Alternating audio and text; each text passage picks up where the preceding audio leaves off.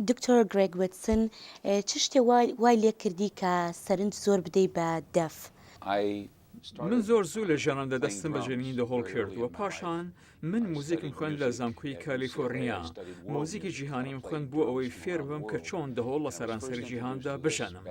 و من یەکەم جار لە ساڵانی 1960ەکاندا بەمە ئاشنا بووم، بەڵام ئەوە شێوازەیەکی عێراقی نەبوو، بەڵکەوە شێوازێکی ئۆزبەکی بوو و هەمان دەنگ و ئاوازی نەبوو. و ئەمەش تاکو ساڵێک لەمەوبەر بوو کە هاو ڕێیەکەم کرستن ستێڤن بانگهێشتی کردم بۆ عێراق بۆ کوردستان بۆ ئەوە یارمەتی بدەم لە پرۆژەیەک بۆ KSE و یاخود ڕێکخراوەی منداڵ پاریزانی کوردستان. بەڵێ هەروەکو باست کرد کە سەردانی عێراقت کردو یاخود هەرێمی کوردستانی عێراق و لەوێ چەند وەرکشۆپێکیشت ئەنجام داوە. سەبارەت بەو سەردانت ئەزمموی ئەو سەردانت پێمانەڵی چی بوو لەوێ؟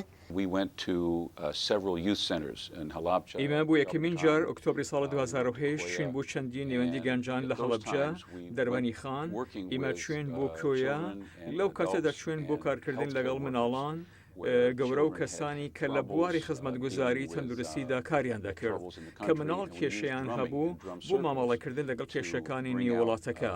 ئێمە دەهۆڵمان بەکاردەهێنا بۆ لەبیرکردنی بێتاقەتەکان و چارەسەرکردنی ناکۆکیەکان. ئەم بەرنامەیە لەلایەن ڕێکخراوەی نام کە ڕێکخراوەیەکی پەیوەندی موزیکی نوێنەتەوەیە پێشتیوانی دەکات. و کە من لە مانگی چواردا جارێکی تر چوومەوە بیرم لەوە کردەوە کە من شتێک بوو بەرنامەی وانە وتنەوە بنووسم بۆ مامۆستاکان. من هەستم کرد مامۆستاکان بەڕاستی دەیانەوێت ئەمە ببیستن. جا بۆیە ئەم کتێبە نووسیم کە کتێبێکە بە ناوی ڕێشەی ڕتم و بەرنامەیەکی فێربوونە لەسەر ئینتەرنێت و بە تەواوەتی خۆڕاییە. هەموو کەس لە سەرانسەری جیهان دەتوانێت داونلۆدی بکات و بەشێکی تێدایە کە باس لە چەندان ڕەتمی جیاواز دەکات و فێری خەڵ دەکات چۆن بێژەنن و وانەی مناڵانی تایە و بە کورتیش باس لە میژووی کورد لە ناوچەکە دەکات. لەگەڵەوەش داویستم موزیکی تۆمار بکەم، جا ئەم سیدیەم لایە کە لەگەڵیدا دێت و لە ئینتەرنێتدا دەتوانیت هەموو سیدیەکەش داونلۆد بکەیت بە خۆڕایی و بوانەوتنەوە بەکاری بهێنێت. کە لەوەی بووم زۆر خۆشحاڵ بووم لە گەشە دووەمدا ئەمان بردەوە و خستمانە بەردەستی ئینستیتوتی هێرەدەچی کورد کە زۆر پشتوانەیە لە پرۆژەکەمان کرد و ئەوان سوپاسیان کردین. ئێمە جارێکی تر چوینەوە بۆ نێوەندی گەنجەکان و بەڕێوەبەرەکانیمان کۆ کردەوە و فێرمان کردن کە چۆن کەسانی تر فێر بکەن. باشە میوزیکی کلاسیکی کوردی چۆن هەڵدەسەنگێنی؟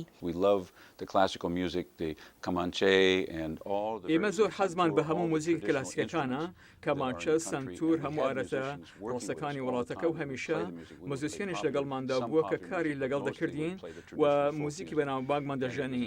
زۆربەی کاتیش موزیکی فۆلکلۆریمان دەژەنی و ئەوە زۆر خۆش بوو لەبەر ئەوەی دەمتوانی ئەو ڕتمانە بژەنم فێر بووم و دەمتوانی لەگەڵ موزیشیانەکاندا کار بکەم و ئەوانیش ڕێگەیان پێدەدام بەشداریان لەگەڵدا بکەم و ئەوان زۆر بەڕیز بوون.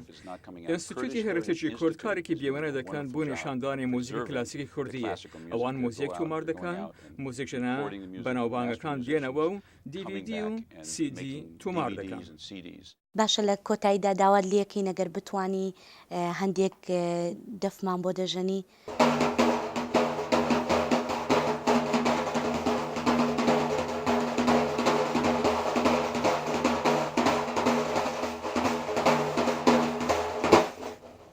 زۆر سپاس بۆ تۆش.